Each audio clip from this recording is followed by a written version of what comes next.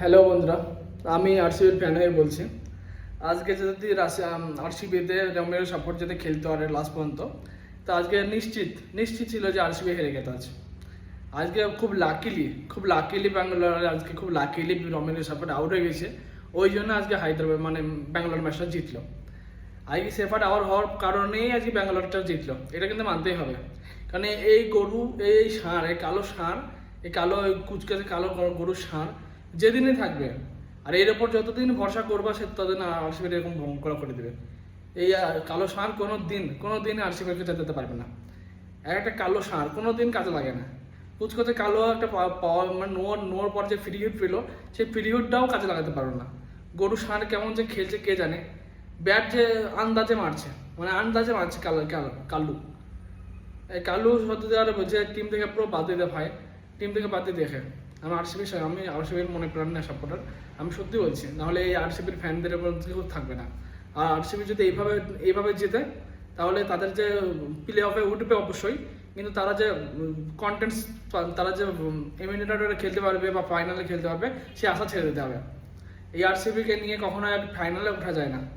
এই আরসিবি নিয়ে হবে না। আর এই টালুকে নিয়ে হবে না। এই কালু বল করছে, সেই উদুম কেলানি খাচ্ছে, ব্যাটে উদুম কেলানি খাচ্ছে। তো এইরকম প্লেয়ার, রোমেরো সাপারের মতো প্লেয়ার কিন্তু ওদের টিমে রাখছে কেন? তা থেকে ভালো বেটার আছে তো আমাদের। আর সবচেয়ে বড় প্রশ্ন হলো যে বেথেল যে কোনোদিনই খেলতে পারছে না, তার কি রিপ্লেসন নাই? তার কি রিপ্লেস হবে না কখনোই? তাকে নিয়ে কি খেলতে হবে আমাদের? এই বেথেল টেথেল যারা খেলতে পারছে না কখনোই, তাদেরকে নিয়ে কি খেলতে হবে আমাদের? তার কোনো বিকল্প নাই রোমেরো। আর আজকের ম্যাচটা শুধুমাত্র কুনার পান্ডিয়ার কৃতিত্বের জন্যই আজকে জিতেছে ম্যাচে, ঠিক আছে? আর আরসিবি কেমন যেন একটা টিম হয়ে গেল হঠাৎ করে, এরকম কেন?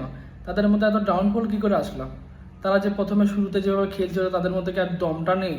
আজকে পুরো খেলার মধ্যেই একবারের জন্য দেখা গেল না যে তাদের মধ্যে টিম স্পিরিটটা জিনিসটা নাই। কেউ আর আগের মতো খেলছে না। তাদের মধ্যে সব দম, কি বলে, তাদের মধ্যে শুধু এখন ইয়ে বাসা বাঁধছে। তাদের মধ্যে কোনো আর ফুর্তি নাই, কারণ তাদের তো কাঙ্ক্ষিত যে জিনিসটা পাওয়ার ছিল সেটা তো পেয়ে গেছে। এই ট্রফিটা পাওয়ার ছিল তাদের, সেই ট্রফিটা পাওয়ার জন্য এত কিছু খেলছিল তারা।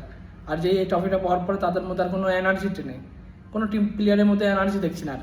মানে তাদের এতই ফিল্ডিং মিস থেকে শুরু করে ক্যাচ মিস, তাদের এমন পরিস্থিতি খেলার মধ্যে দেখলাম আজকে, যে খেলার মধ্যে এমন পরিস্থিতি যে যাদের যেখানে এক রান হয়, সেখানে মুম্বাইয়ের ব্যাটাররা 2 রান নিচ্ছে, 2 রান। এমন ব্যাঙ্গালোরের এমন পরিস্থিতি হয়ে গেছে, তাদের মধ্যে কোনো এনার্জেটিক দেখা যাচ্ছে না। কি যে একটা টিম হয়ে যাচ্ছে, এইভাবে কি সাপোর্ট করা যায়? দেখো, আমি অন্ধভক্তভাবে কোনো টিমের অন্ধভক্ত হলে হবে না। আমি আরসিবির ফ্যান, বিরাট কোহলির ব্যাটিং ভালোবাসি, আরসিবিকে জিততে পছন্দ করি, কিন্তু এইভাবে তারা খেললে তো আমি সমালোচনা করবোই।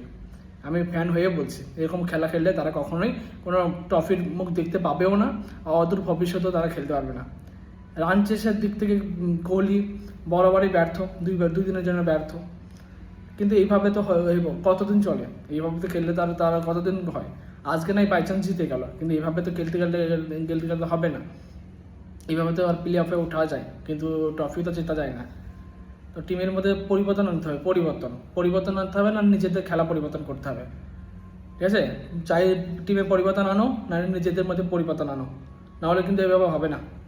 এই টিমকে কখনো আমি এইভাবে সাপোর্ট করতে পারবো না।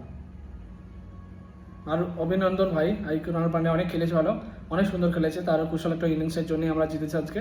আর শেষ পর্যায়ে ভুবি খুবই সুন্দর একটা খেলেছে, কারণ সে 6 মারার পরে ব্যাঙ্গালোরের একটা যে জিতা যে কাঙ্ক্ষিত সঙ্গে সেটা হয়ে গেছে। তো ভুবির জন্য অনেক থ্যাংক ইউ ভাই, ভুবি।